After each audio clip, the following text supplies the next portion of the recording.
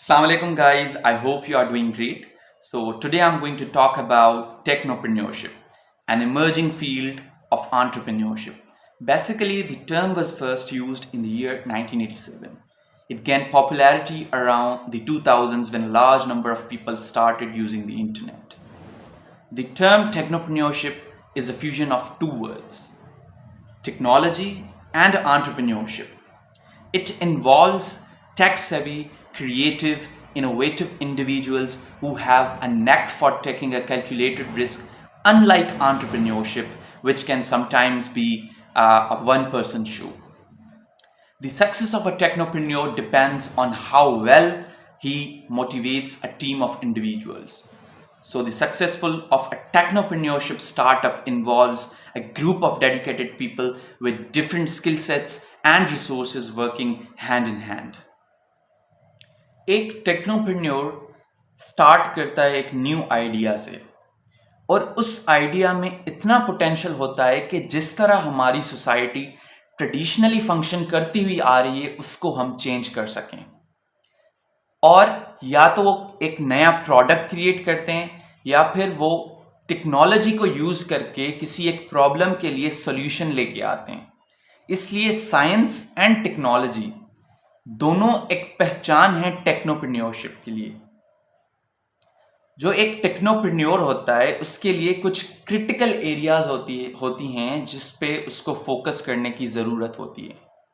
वो IT sector हो सकता है, information and technology sector, biotechnology हो सकता है, हाईटेक प्रोडक्ट्स हो सकते हैं, या फिर टेक्नोलॉजी की और फील्ड्स हो सकती हैं जहाँ पे टेक्नोलॉजी को यूज़ करके वो अपने सर्विसेज, जो भी इसेंशियल सर्विसेज हैं उनको प्रोवाइड करते हैं। और जो भी सर्विस फर्म्स होते हैं वहाँ पर उनका प्राइमरी मिशन सिर्फ और सिर्फ टेक्नोलॉजी होता है।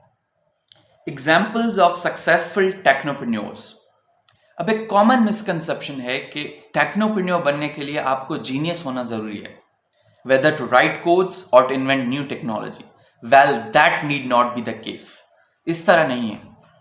अगर आप टेक्नोलॉजी को यूज करके प्रॉब्लम्स के लिए इफेक्टिव सॉल्यूशंस लेके आ सकते हैं, then you are a technopreneur. अब फाउंडर्स ऑफ ऊबर, आप सबको पता है कि ऊबर एक वर्ल्ड वाइड यूज्ड ऐप है। उन्होंने क्या किया, उसके जो फाउंडर्स थे, they revolutionize the way people travel by the use of technology. उन्होंने एक जीपीएस इंटीग्रेटेड ऐप बना लिया और जो टैक्सी और कैब इंडस्ट्री के इकोनॉमिक्स थे उसको कंप्लीटली चेंज कर दिया। Steve Jobs, he is the founder of Apple, आप सबको पता है, और he is a perfect example of a technopreneur because of his vision. उसका जो एक विजन था कि कंप्यूटर टेक्नोलॉजी को आप कंज्यूमर फ्रेंडली बना दें, तो उसने उस विजन की वजह से it gave rise to Apple, उसने एप्पल कंपनी बना ली। Elon Musk, a multi-billionaire and the man behind some fantastic technological startups like PayPal, SpaceX, Tesla Motors. He is also a successful technopreneur. And he is a risk taker, an innovator, a visionary who never lets failure define him. Importance of technopreneurship. When everyone around is talking about the startups and the entrepreneurial mindset, technopreneurship can be the next leap for any innovator. From consumer satisfaction, organizational efficiency to developments, these contribute to national development. ये हमारे मुल्क की national development में contribute करते हैं ताकि हमारा मुल्क तरक्की कर सके। Creating employment opportunities. अब कोई भी स्टार्टअप जब आप लेते हैं, जब आप कोई भी स्टार्टअप करते हैं, तो उसके लिए आपको हार्ड वर्किंग इंडिविजुअल्स के रिक्वायर्ड होते हैं जिनमें ऐसे स्किल्स हों, जिनमें टेक्नोप्रेन्योरशिप स्किल्स हों, ताकि वो इफेक्टिवली काम कर सकें।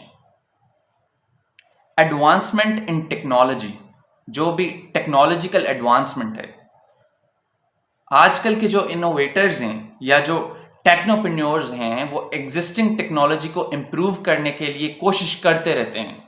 जो भी नेचुरल रिसोर्सेज मौजूद होते हैं उन नेचुरल रिसोर्सेज को इफेक्टिवली यूटिलाइज करके अपने मुल्क की इकोनॉमी को बढ़ाते हैं।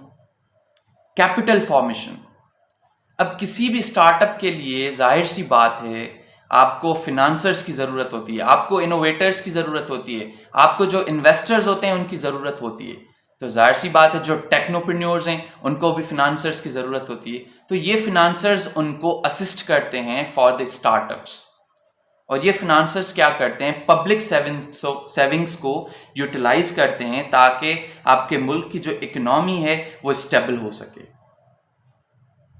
और इसी तरह जो भी वर्कर्स हैं जो कि टेक स्टार्टअप्स में काम करते हैं उनको भी एक अपॉर्चुनिटी मिलती है ताकि उनके जो स्किल्स हैं वो प्रमोट हो सकें। जिस तरह उनमें रिस्क टेकिंग स्किल्स हो गए और वर्क एथिक्स हो गए, उनका जो पैशन है, ये सारी चीज़ें प्रमोट होती हैं।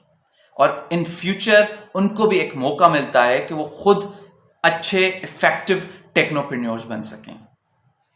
How to become a successful technopreneur. अब एक टेक्नोप्रेन्योर को सक्सेसफुल होने के लिए जो भी वो काम करे उसको एक्स्ट्रा एफर्ट्स लगाने की जरूरत होती है। आइडियाज तो बहुत होते हैं जो इनोवेटिव आइडियाज होते हैं, लेकिन what matters is the execution of those ideas. जो भी टेक्नोप्रेन्योर है उसको जरूरत होती है कि वो उन आइडियाज, जो भी इनोवेटिव आइडियाज हैं, उनको एग्जीक्यूट करे। अब किसी भी एक टेक्नोप्रेन्योर को सक्सेसफुल होने के लिए कुछ स्पेसिफिक पॉइंट्स हैं जो कि उसको अपने जहन में रखनी पड़ती हैं। Number 1 is to build a team. जब भी आप स्टार्टअप लेते हैं या अगर आप टेक्नोप्रेन्योर हैं तो आपको एक डेडिकेटेड सपोर्टिव स्टाफ की जरूरत होती है। इसलिए आपको एक अच्छी टीम बनानी पड़ेगी जो कि प्रॉब्लम्स के लिए इफेक्टिव सॉल्यूशंस लेके आए। Number 2, working on your problem solving skills.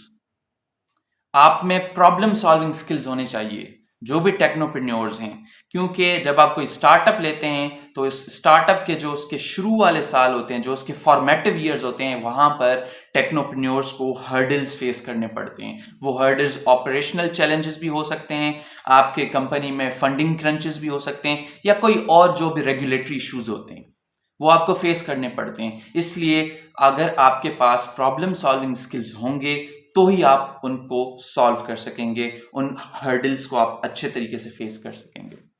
Number 3, deciding on the final strategy. अब टेक्नोप्रेन्योर जो भी होता है किसी भी प्रॉब्लम के लिए आफ्टर थॉरो रिसर्च, सारी रिसर्च करके जो भी ऑप्शंस अवेलेबल होते हैं उनको ऑप्शंस को वे करके, प्रॉज एंड कॉन्स को देख के आखिर एक डिसीजन पे आता है। अब ये जो डिसीजन होता है, उसको जो भी डिसीजन लेना होता है उसको जरूरत होती है कि वो बोथ इफेक्टिव भी होना चाहिए और लो कॉस्ट भी होना चाहिए और इसके अलावा वायबल भी होना चाहिए फॉर द लॉन्ग रन। उसको ऐसे डिसीजंस लेने होते हैं जो कि इफेक्टिव हों।